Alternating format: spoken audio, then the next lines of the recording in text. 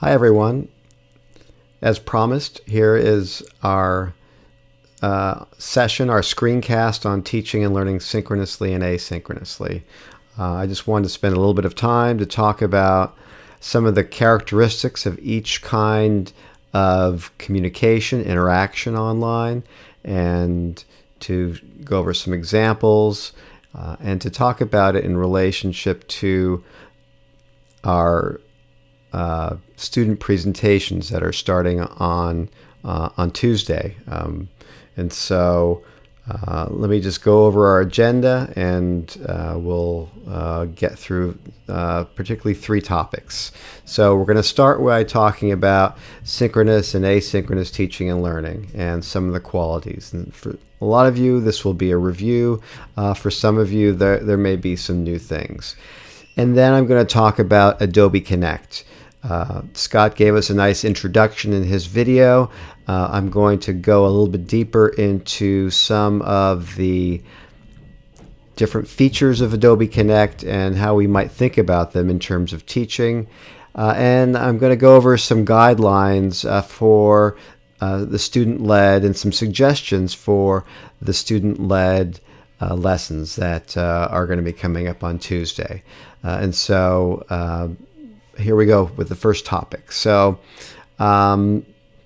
first, rather than going right to the technology, I thought it would be helpful to talk about communication, because essentially synchronous and asynchronous teaching are about different kinds and styles of communication. And there are certainly some overlap between the two, but there are also some things that distinguish one from the other. And the first one is related to content. And so if we think about, I guess first thing we should do is distinguish between the two. So synchronous is anything that happens in real time, and where you have more than one person interacting in real time with each other. And asynchronously, it is just that. Things happen in sequence. You have one person communicating and then another person communicating, and it's more of a serial process. And so if someone asks a question related to content, somebody who is learning asynchronously will have to wait for an answer. Someone who's doing it asynchronously has the possibility of getting an answer right away. Sharing information, there's different ways that information can be shared, asynchronously and synchronously. For example, when we talk about the characteristics of each, typically asynchronously, you have a particular set of information resources that you can go to and link to. To add or change them would have to happen later in time, versus asynchronously, where you could on the fly say, "Oh yeah, I thought of this video," and show it at that. Expressing an idea or a thought, we'll talk about sort of the different ways that each allow or disallow certain ways of expressing ideas or thoughts. My apologies for the background noise. We've got some kids over today, so you may hear steps and screaming and various other things for kids that are playing. So that's what you'll be hearing. The second thing we'll be talking about is the planning of tasks, planning work, allocating tasks, coordinating joint efforts.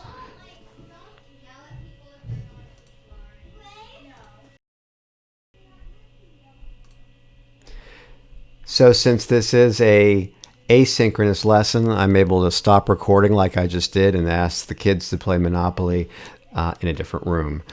Let's see. So planning, I'll be talking about planning, allocating of tasks, coordinating joint efforts, etc. Negotiating and resolving conflicts, real time versus having to address things like that, and asynchronously, where somebody somebody says something offensive, it can fester longer if nobody responds right away, if an instructor doesn't do some kind of mediation of that. So that that's also an issue. Social support, and so another thing is the social aspect of it. Some people find different synchronous to be more social and allow for more quickly creating community, as opposed to asynchronously through something like a discussion board. It's a matter of personal style as well. Let's see, providing support when problems arise, like technical difficulties. If that happens for example, in your Connect session, that can be a challenge. It can shut everything down particularly if you're the presenter and your computer freezes up. Typically, in a discussion board, those kinds of things don't happen. And often, depending on how either one is set up, people can talk about things other than classwork. And so sometimes, particularly when a class is far along and I'm using Adobe Connect, people will just chat before things start. They will come early and chat. So these are just a few things. And in addition to those various factors, content planning, social support, we can think about different ways of communicating, including one-to-one communication. And that may be, at what point do you, for example, in Adobe Connect, you can do a personal communication with someone. Sometimes when I'm teaching using Adobe Connect, I'll have an individual conversation with a student, perhaps when they're in small groups. So things like that are possible. Less so, in a discussion board, you could use private messaging and things like that.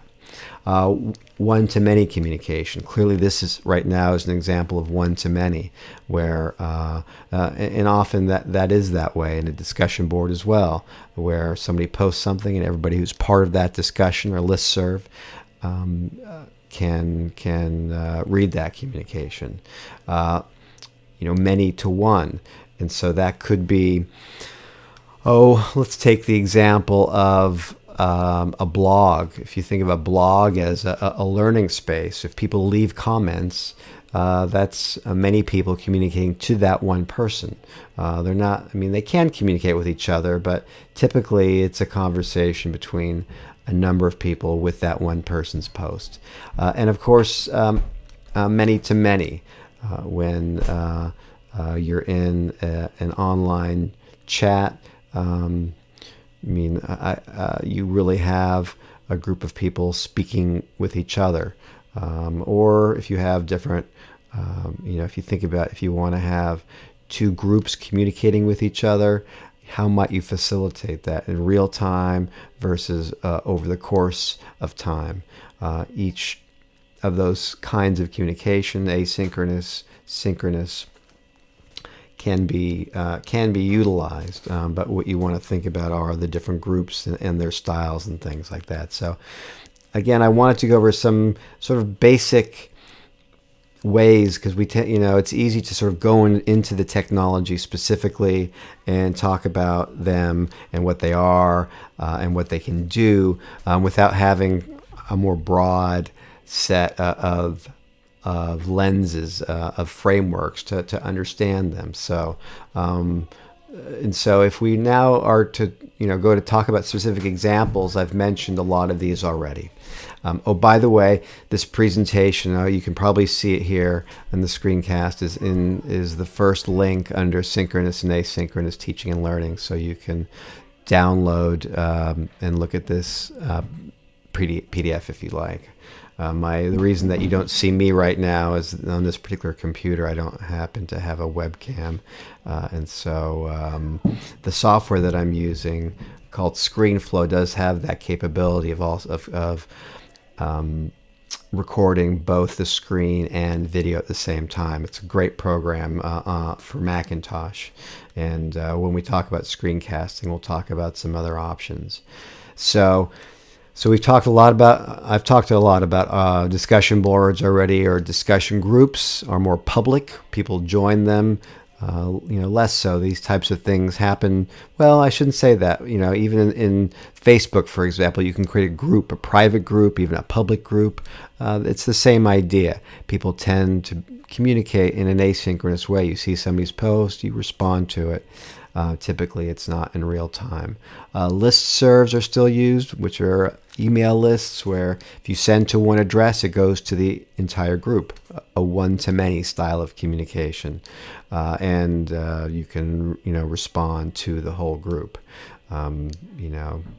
Maybe some of you have stories, I know I do, where I've the listserv is set up in such a way where I think I'm responding to one person, and I respond to the whole group. That's only happened to me once, and sort of the embarrassment was enough that I never did that again. Another example is asynchronous communication or self-paced courses. So many aspects, for example, of a MOOC, a massively open online course, some of them are set up to be self-paced, whereby you look at a video, you read content, you see a demonstration, and then you respond in some way. You take a course, you post on a discussion board.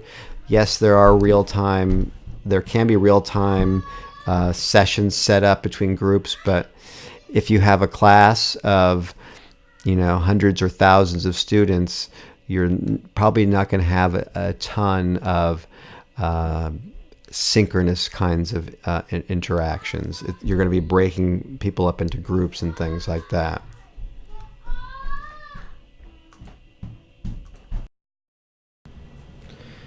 And some synchronous tools include things like Adobe Connect, which we're using in this class, Blackboard Connect, which used to be Illuminate, which is now integrated into the Blackboard suite. Very similar to Adobe Connect, Cisco's WebEx, Microsoft Link, Skype is another example of a synchronous tool that some of you may have used, and Google Hangout, which is in some ways similar to Skype. And there are two ways you can use Google Hangout. One is by inviting a group of people to a Hangout. Another one is through what Google calls on air, which allows a one-to-many kind of communication. So if you wanted to give a talk to a large number of people where there's not necessarily a lot of many-to-one interaction, then Google on air may be a good option for you. So those are just some of the synchronous tools. And of course, chat, any kind of chat where you have something similar to a texting experience. It could be online, it could be through a cell phone. That can be real time, although sometimes texting happens over the course of time as well. That just depends. So it depends. There's overlap between these. So another way to think about them is as a continuum across asynchronous to synchronous e-learning. So one might say that you can have more cognitive participation through asynchronous because you have time to think about your answers versus synchronous where it can be more personal. That might be up for debate depending on how you set each of them up. And so I think there are ways to make synchronous cognitive as well, and so or to make asynchronous personal. So I don't know if I would think about this in a very rigid way, but you can think about them as a continuum between cognitive and personal participation, and some combination thereof. And so again, just another way to think about them. So just here's some a screenshot. So this is from maybe a second grade, I believe, online course. And so in Ohio there are in most states, but Ohio is a particularly active state. There are K-12 schools that are all online. ECOT is one example. Ohio Virtual Academy is another. Both of them have enrollments well over 13,000 for Ohio Virtual Academy. ECOT, I think, is over 15,000 students across the state, K-12 education. So a lot of kids are getting their education or interacting with teachers through a tool like this, which I believe is an earlier version of Illuminate. So you can see things like a whiteboard. You can see the student is video conferencing. There's a place for them to leave messages to each other, etc. So this kind of learning and instruction is happening at all levels of communication on a daily basis. That's an example of synchronous communication. And I'm sure most of you have seen a discussion board. They tend to have a common structure where you can see posts. This is a threaded discussion. Most discussions are threaded, so if somebody responds to a particular topic by this indentation here, you can see that, 3 people have responded. You can see things like messages that you haven't read yet. You can see the author's name, the time they've posted.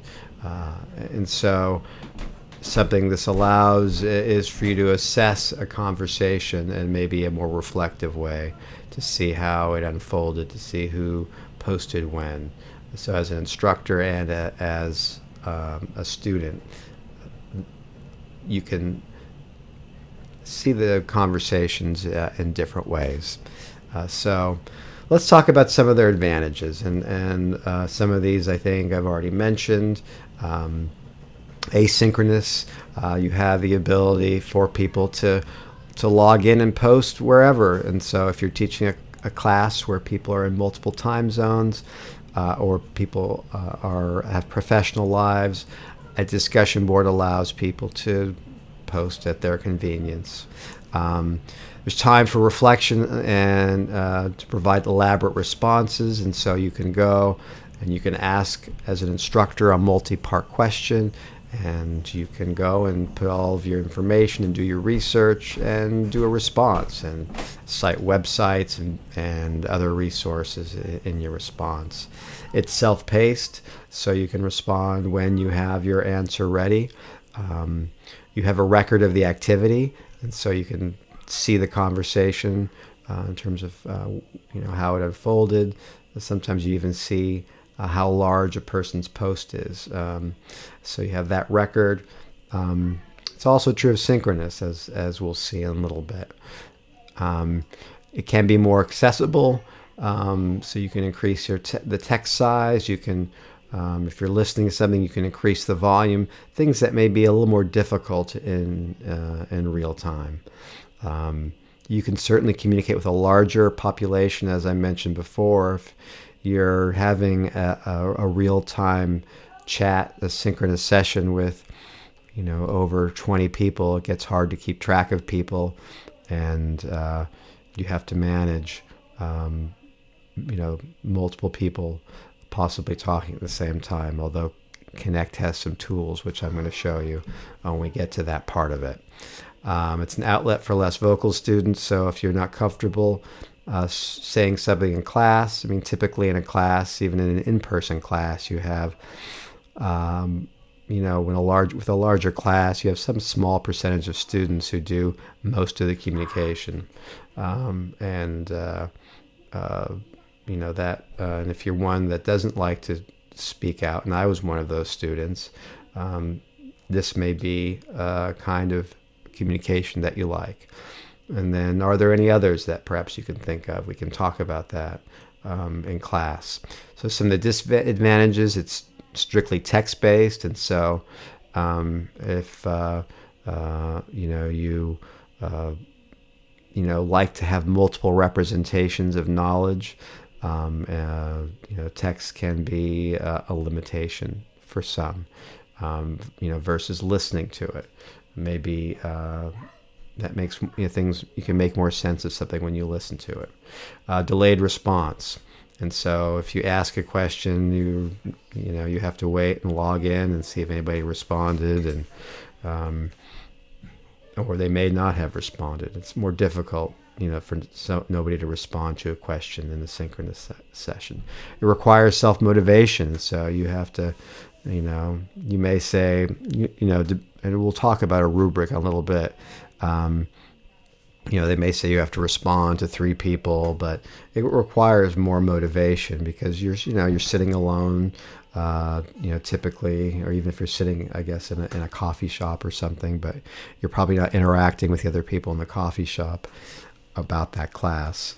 So it does require more self-motivation. There can be too many threads after a while. Screen can look, overwhelming when you have, let's say, all of a sudden, last time you logged in, there were 20 posts and 4 different topics. That can be a lot. That may force you to sort of, do a lot of skimming reading, superficial reading.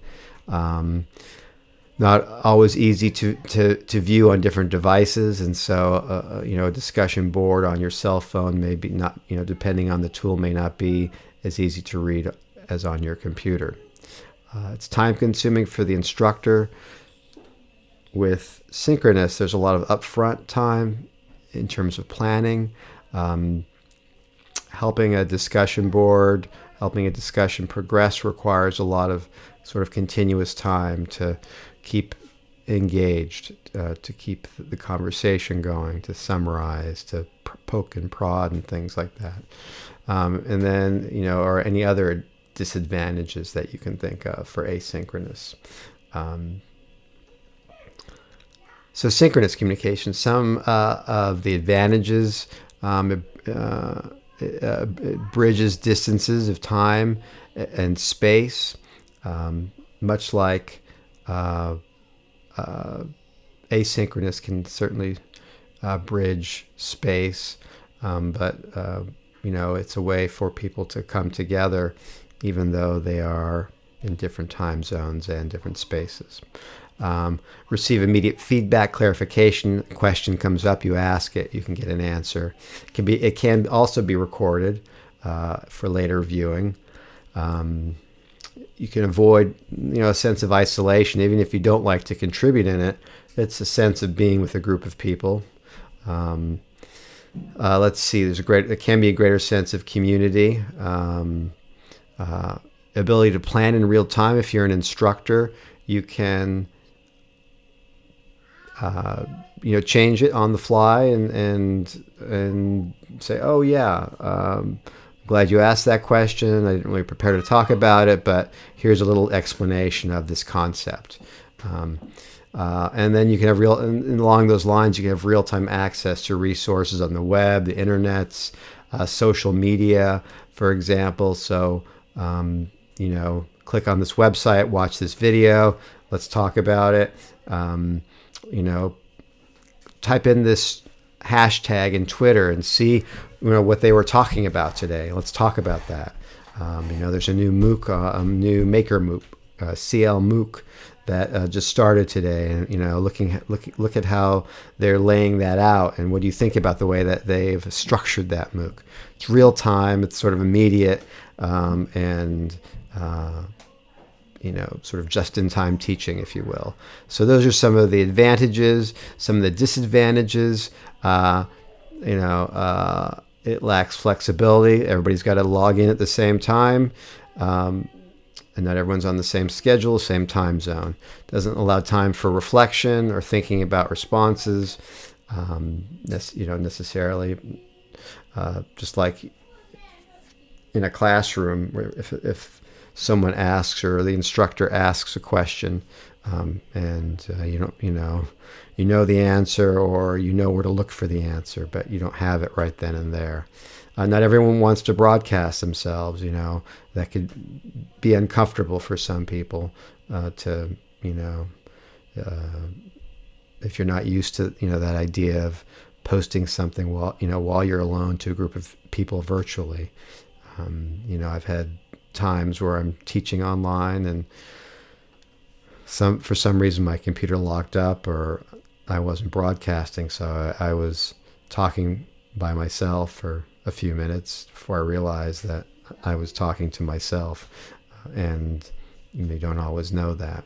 It's harder to coordinate and facilitate. Again, lots of front end preparation is very important, and in order to facilitate that.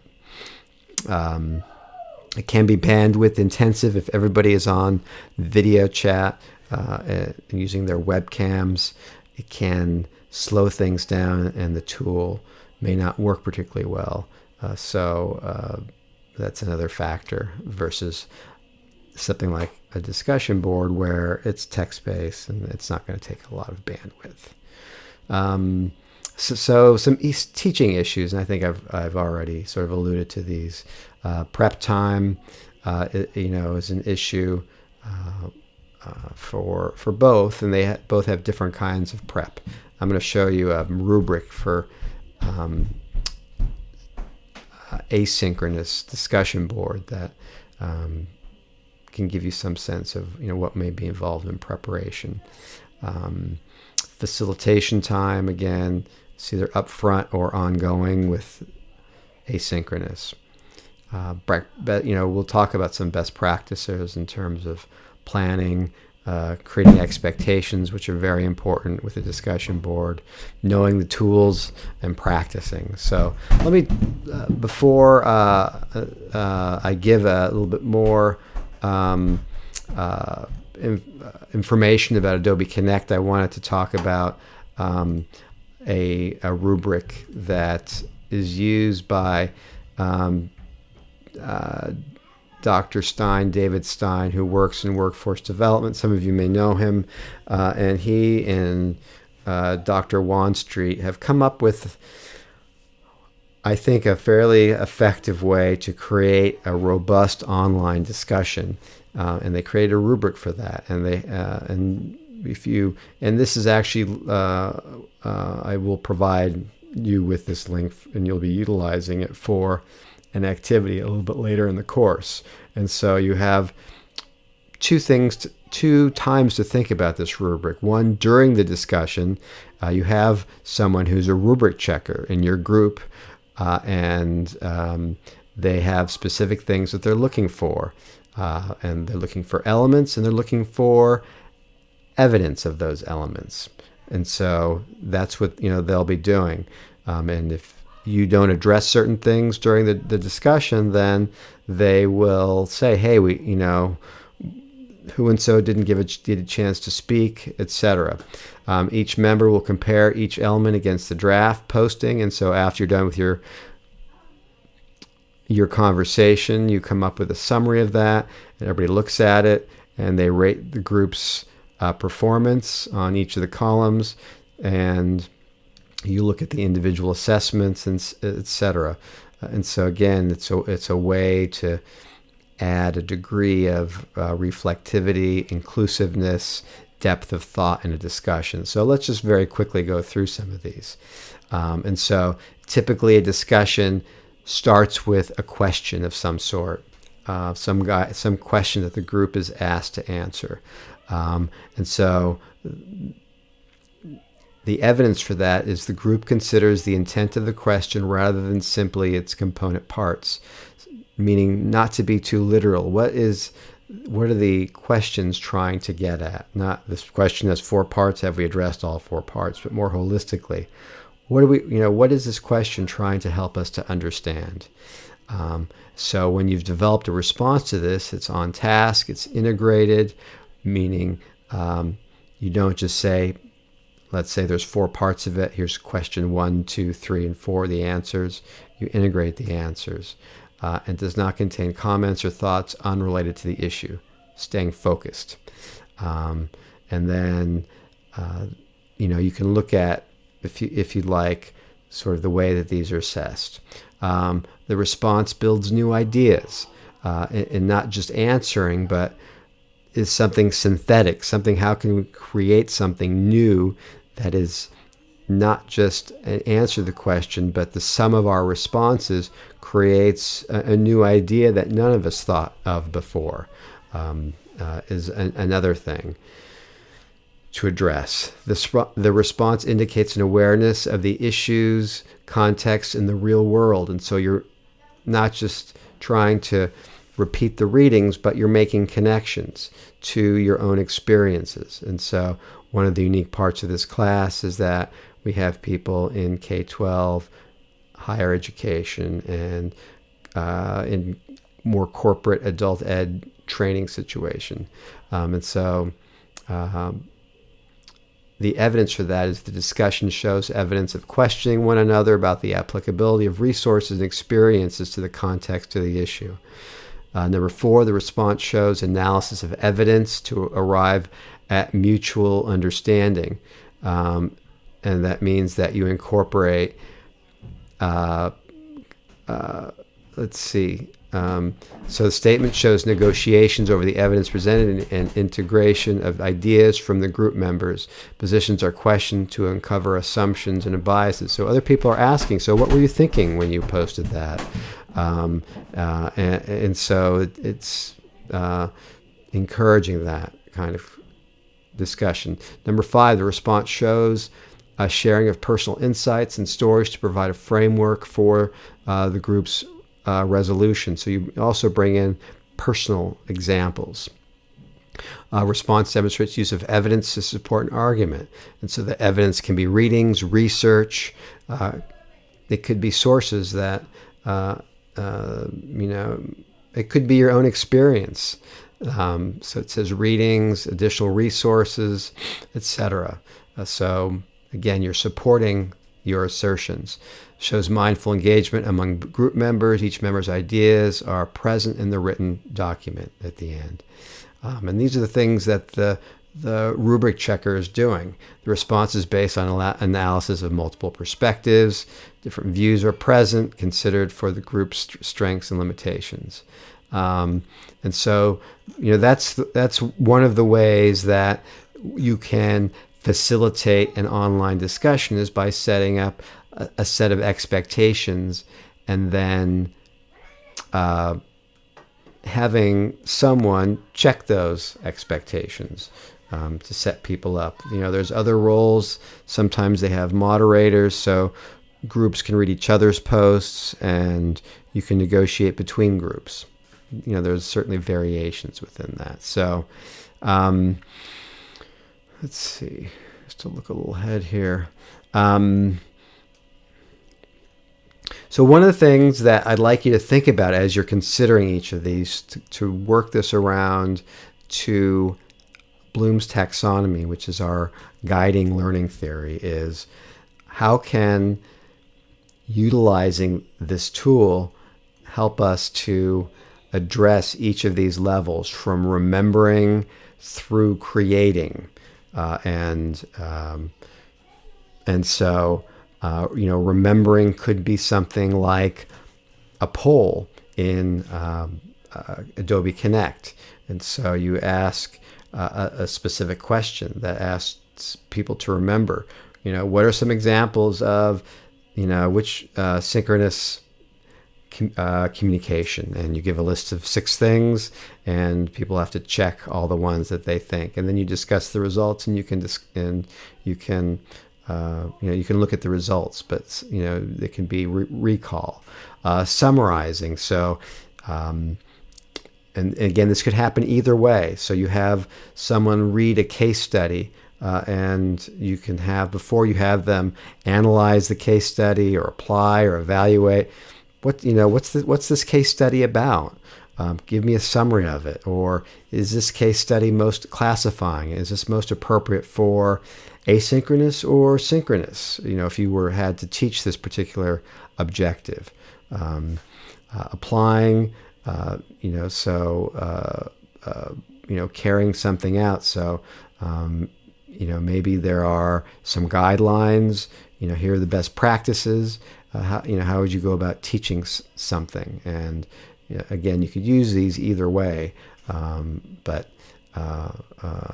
meaning either asynchronous or synchronous. But just to think about as you're utilizing one or the other of these methods, and then analyzing, comparing. So here are 2 articles to read. we're going to discuss both of them in terms of these two questions, and how would you post to the discussion board an answer to these questions? How are their methods different? How are the populations similar? Or we're going to be talking about these in our synchronous session. Be prepared to talk about these kinds of things, and so. And then through the creation, so breaking up into groups and creating it. How would you develop a case study to teach a particular concept? Would be an example of doing creating something. So again, think about these different levels. And then another sort of last thought before I get into Connect is to think about, when will you use each of them? And so, according to this particular, diagram, you can think of Synchronous as a team building tool or an icebreaker, but I've used asynchronous as icebreakers too, depending on, the class and the population and things like that. But, these are things just to think about, sort of going back to those early principles of community building. Where does community building fit, et cetera? And so you can sort of see the cycle of content, assignment, review. You give directions, collaboration, et cetera. In asynchronous, you can give more explicit directions than you can in a synchronous session. There's only so much you can, only so many pieces of information somebody can hold in their mind for a particular activity. So let's get on to Adobe Connect.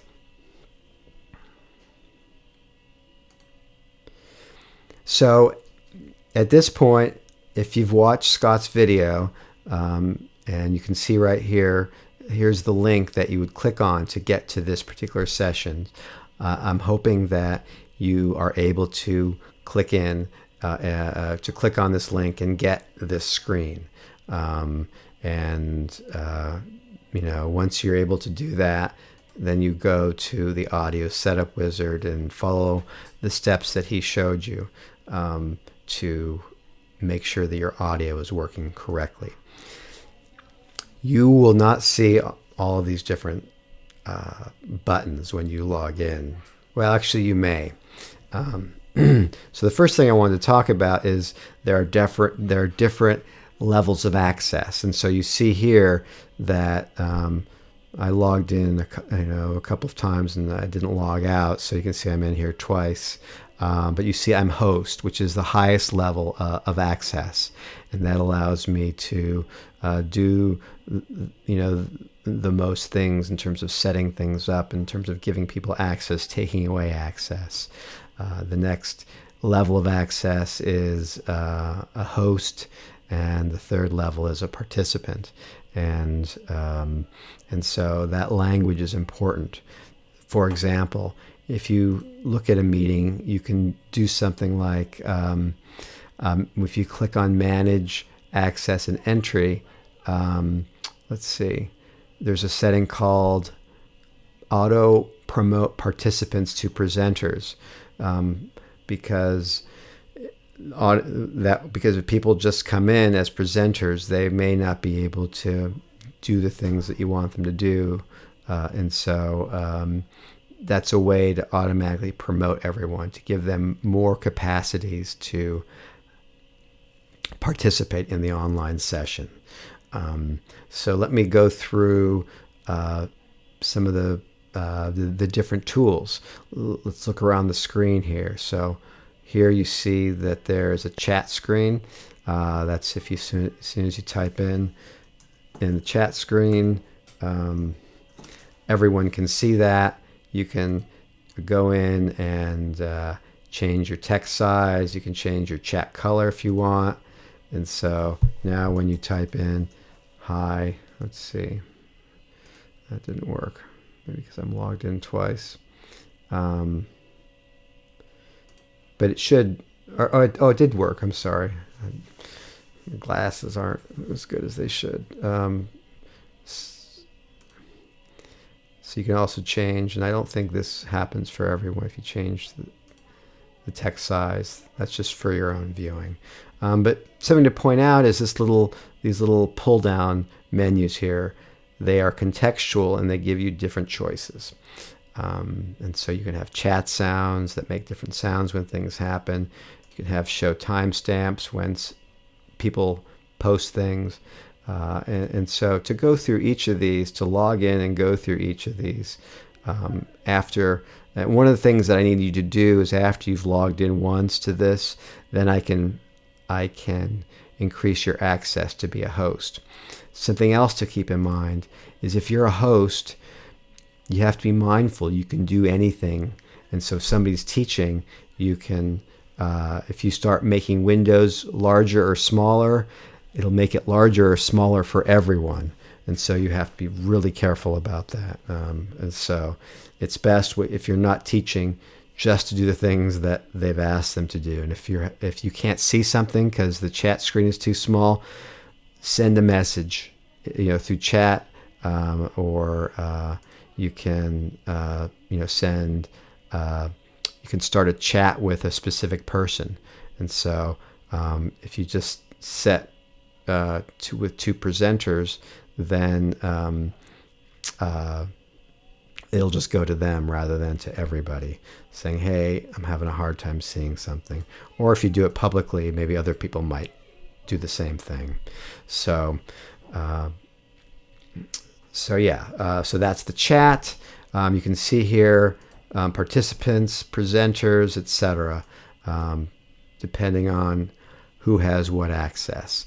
And you can also change people's access. So if you've got too many hosts in there and you're afraid things will mess up, you can highlight a bunch of people and make them participants, make them presenters. As a host, you can do that.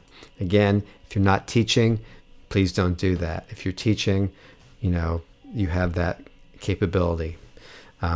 So one of the metaphors to understand about Adobe Connect are the pods. And so you see there's a pull-down menu, and we have these different pods.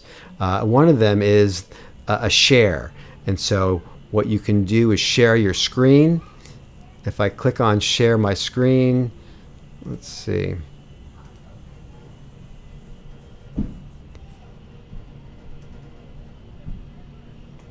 It's interesting. The thing is coming up maybe because this is in a window. You can share either your whole desktop, you can share a particular application, or you can share an open window. Okay, so that seems to be working. You can share a document. So if you want to share a PDF with everyone, you can upload something ahead of time and then say, share this, let's see, share this particular document with everybody. And then that will be shared, and then people can go and upload it. I won't do it now because it might take time to upload it. And then the third thing you can share is the whiteboard.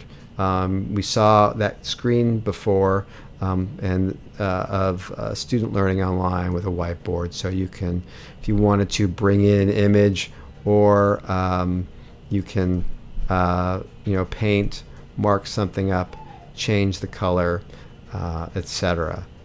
You can, export a snapshot. So if you wanted to did a lesson with a student, you can save it as a PNG file and then share it for later. Keep a record of something. You have control over when you're sharing the whiteboard. You can allow the participants to draw if you want other people to draw also. Show me that part what you don't understand. You can change this pointer here so people can see where your thing is, see where your point of drawing is. Again, contextual menu. You can go to full screen. You can do the presenter view, meaning what the presenters see, etc. So again, a number of choices here under the whiteboard. It's a kind of share.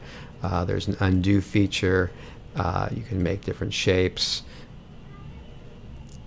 You can select things and delete them if you'd like, I think.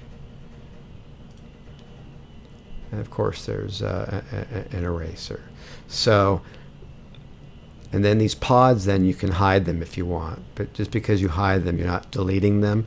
That's a different function. That function is manage pods.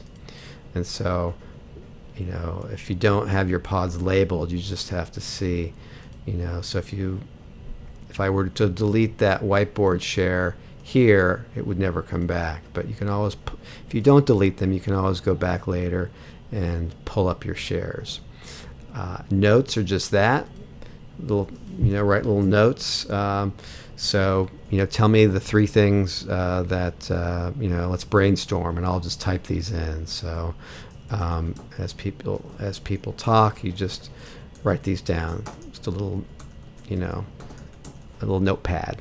So you can make that go away if you want for later, bring it back. You can ahead of time paste something in there, etc. Attendees is just opens and closes that pod.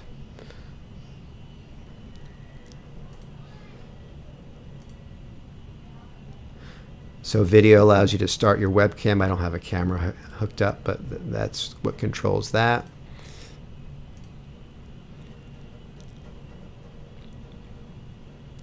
Chat, you can have multiple chats. So, we could name these chats. We could talk about a pro, and we could have a pro chat on a particular issue, and we can create a new pod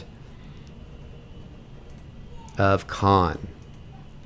And we can say, if your name ends in A through L, please take the pro position and discuss something. If your name ends M through Z, please take the con position. And then you can have and you can see both of the conversation. You probably wouldn't want to do that. You probably would put people in their own room, which we'll talk about a little bit. It's a chat, so file sharing, which is just a shortcut way of giving people a list of files, that you can upload ahead of time. So you upload the files here. You can do it from, these are just files that have already been uploaded, and you can create a list. And then once you show it to everyone, you can say, download these files, because we're going to be doing an activity with them. It's a little different than the sharing file, which is just for single files. Web links, so if you want people to go to particular websites, you can add links. You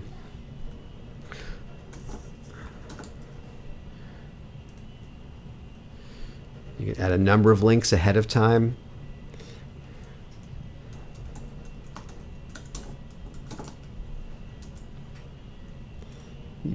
So you can hide at the beginning, and then whatever point you're ready to do that, you go to web links and you pull up the web links that we created, and then they're right there, and then people can click and go to it. Polls, and so I created a little one ahead of time. You have 3 different things you can do: multiple choice, which means only one answer. You can provide multiple answers, meaning you can choose all the colors you like, and then short answer, meaning you have to type it in yourself. So that's just a poll. When you open it, you can broadcast the results when you think enough people have responded. That means that everybody can see the results. That's all that means. And then you end it at specific times.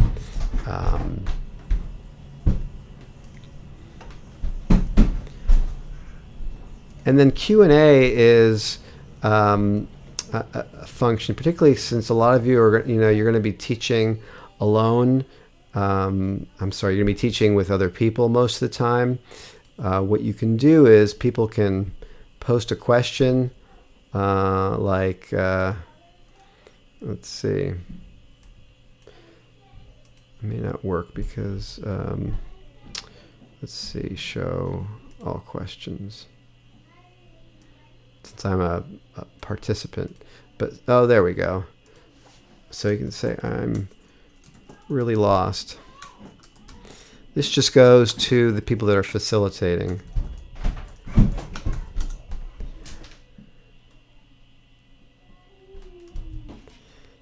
And then what you can do then is assign those to particular people. So you can assign those questions to another facilitator, and they can then answer those questions. So if you're having a large group, let's say you've got 30, 40, 50, 60 students, you can then have somebody who's a facilitator who's assigning questions, during it. And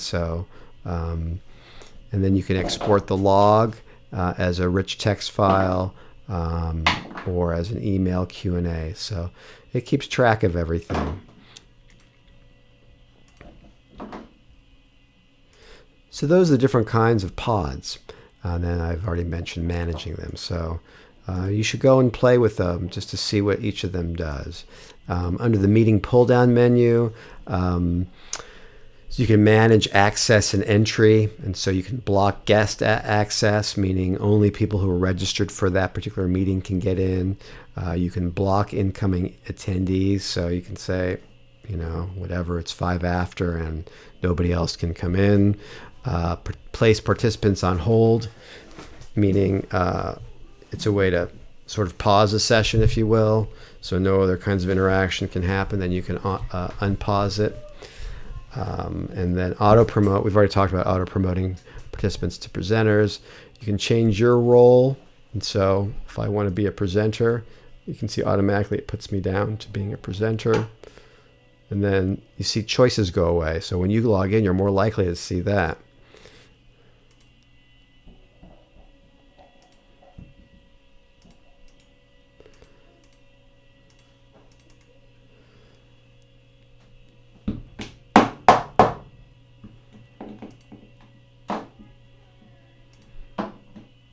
A moment just now thinking, oh no, I just demoted myself, and can I make myself back to a host again? Let's see, we've talked about audio setup. Record meetings, very important. So we want to make sure that we set that up to record ahead of time. So I'll be doing that, but if you don't see this red dot here, that means that I may have forgotten, and so it's a good thing to look for. Once it's done, then I'll be posting links so you can replay the whole meeting. And then switch to prepare mode, meaning you can change the layout and add a pod if you wanted to. So let's say I wanted to pull up my poll and pull up a chat. And I get the look the way I want. Nobody can see this yet. Because I'm just in prepare mode. But all of a sudden I go to end prepare mode. Now everybody can see it. So it's a way for you to work with your layout, but without people, the screen going crazy as you're resizing things and confusing people. And then end meeting kicks everybody out, including yourself. The layouts can be really important. So if you want to have different kinds of activity with different layouts, you can create those ahead of time under Manage Layouts. And so again, you can delete them, rename them. On the right side here is you can see little visual representations of each of the layouts.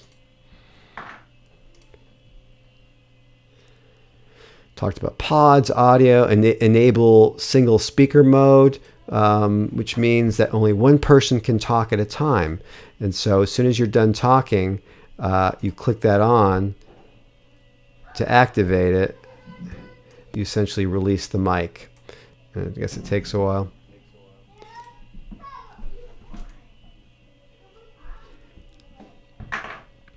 And then I unclick it, and then somebody else can then click it. But only one person can talk. Pretty handy. Rather than having, I've had many times where somebody has had an open mic and hearing the kids in the background the whole time, like you're hearing here, unfortunately. So those are kind of the main settings. You see me, just see me. This is the microphone, so I can mute your microphone. You can set your volume here. This is for your webcam. Another thing is your status. So so if somebody says I agree, everybody who agrees with the statement, click on I agree or disagree, or step away is important. You may have to attend to something, go to the bathroom, whatever. If you say step away, nobody's going to pick on you. I mean, nobody's going to say, ask you a question, because, they can see, oh, you're away. And you can see that appears in your status here as well.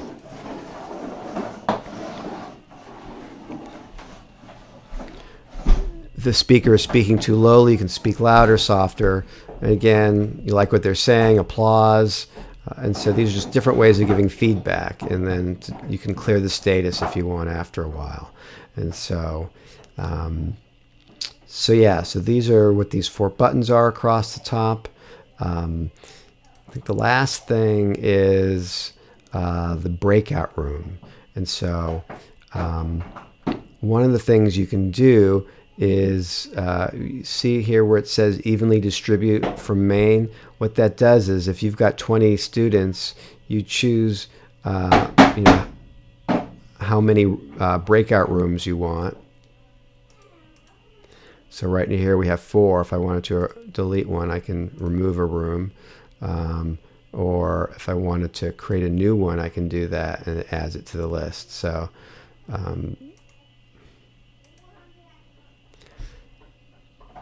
and however many rooms I have here, if I select distribute evenly, it's just going to divide it among them. If I want to, I can drag people in to specific rooms.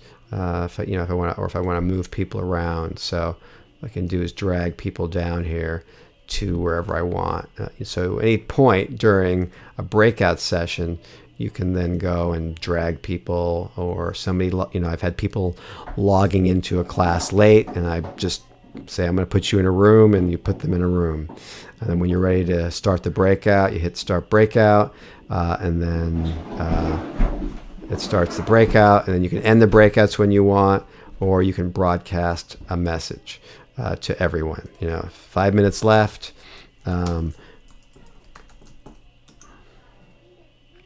Each room has its own set of pods, and so you can go back later, and it will, you can see breakout room 2's chat pod, for example. So I'm going to end the breakouts. So yeah, that is, I think, a little bit more in-depth tour of Adobe Connect. And so I'm encouraging you, as you start to prepare your synchronous sessions, to think about how you can incorporate some of these tools, and thinking about them specifically in terms of Bloom's taxonomy.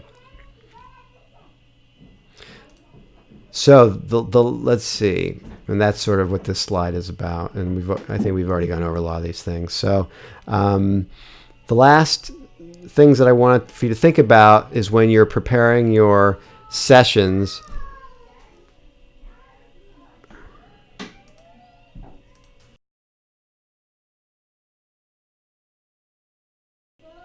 all right, so I wanted to go over just some ideas for your sessions. One is to think about providing an agenda for the class, meaning here are the things that we're going to be doing, here's how things are going to be broken up ahead of time. Have a set of learning goals. So thinking about Bloom's taxonomy, how will you address some subset of them in your lesson? That's something you're not going to share, but to prepare for it, thinking through those. You may want to bring questions for the class to discuss. Questions about the flipped classroom, questions about curation. You've gone through some of the resources. You're thinking about your own practice. You're thinking about issues that may arise. So you may want to be prepared with some questions.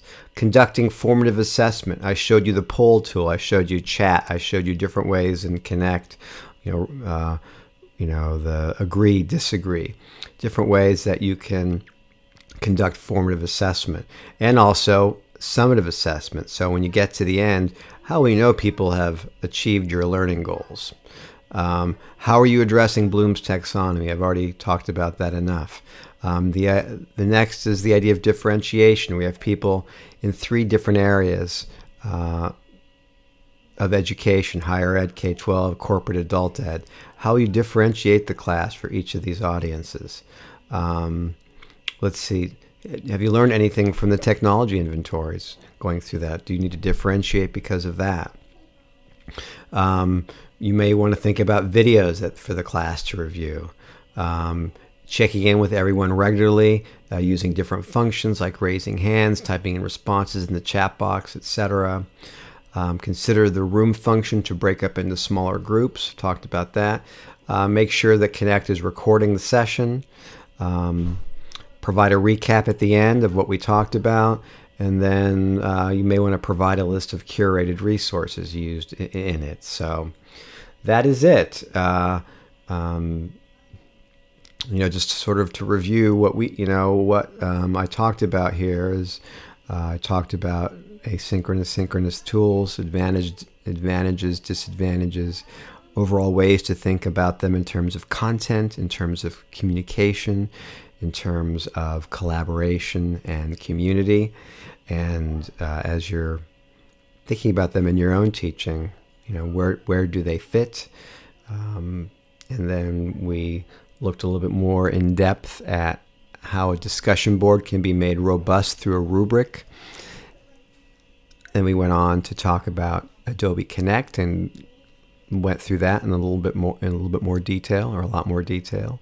And finally, some ideas for your Adobe Connect sessions when you're going to be doing your student-led and your micro-teaching. So that's it. I'm going to be posting this shortly, and I hope you have a good weekend, and we'll see you online on Tuesday.